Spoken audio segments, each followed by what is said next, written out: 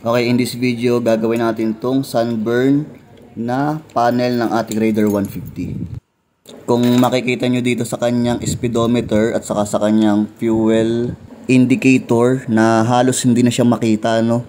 Bali, sunburned na yung ating negative polarizer. Okay, bali ito na yung output natin nung matapos natin gawin tong ating panel ng Raider 150.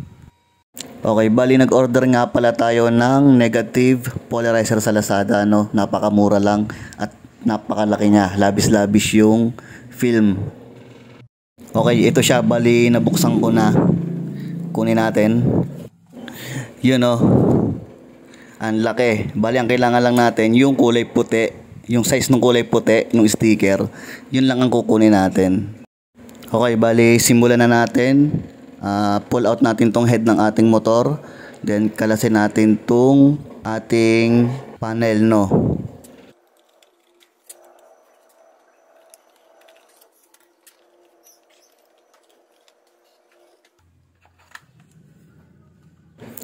Yun, no? Bali sunog na talaga siya.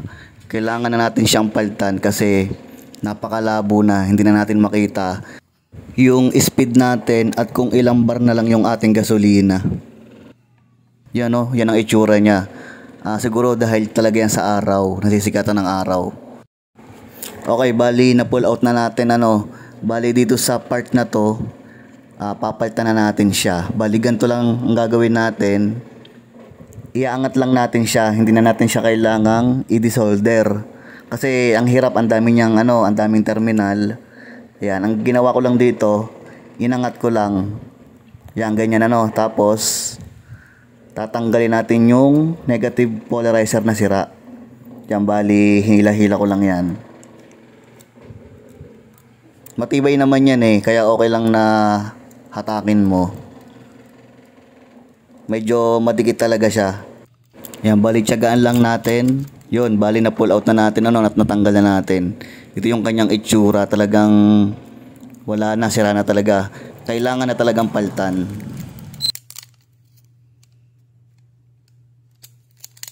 Tapos kung mapapansin nyo, meron pa yung natitirang adhesive. Tatanggalin natin yan para magandang pagkakalapat nung ilalagay nating bagong negative polarizer.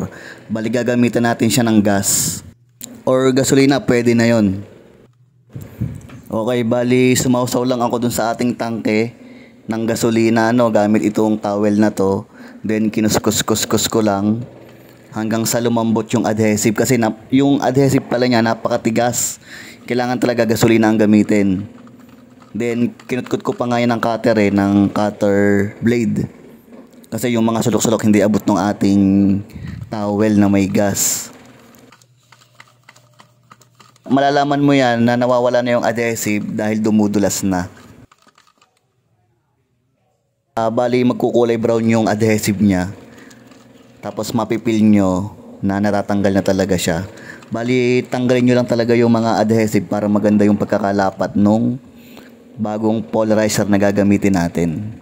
Yan, ginamitan ko pa siya ng cutter, Hindi naman siya nagagasgas, napakatibay niya. Kasi hindi abot yung nasa sulok na yun, Okay lang na gamitan ng cutter yan.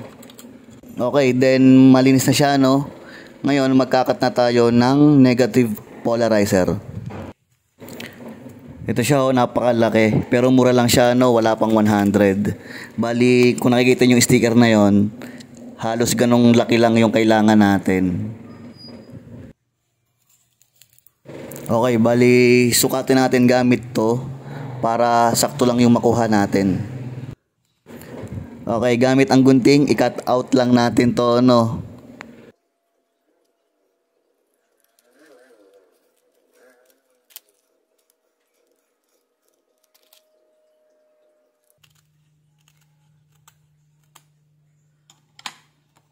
Okay, bali na-cut out na natin, Ngayon, tatanggalin mo lang yung parang sa sticker niya na plastic. Yun. And then, pwede na natin siyang i-install dun sa likod ng ating panel.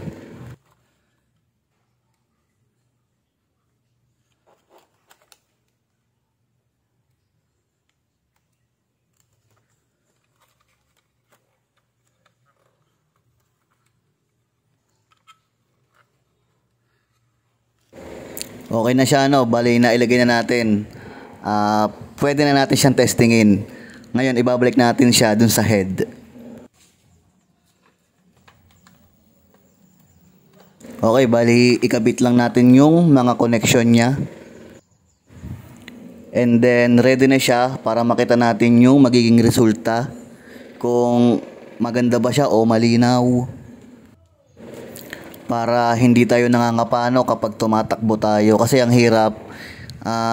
Minsan, hindi ko makita kung ilang bar na yung ating gasolina, no? Pero sa speed, okay lang naman. Yan, okay na siya, no? Kunin natin yung susi, then buhayin natin. Okay, moment of truth. Tingnan natin. Susi. Yun, no? Ang ganda, napakalinaw na, oh. Yan, ayos, ayos. Bali, ganun lang yung pagpapalit ng ating sunburned na negative polarizer.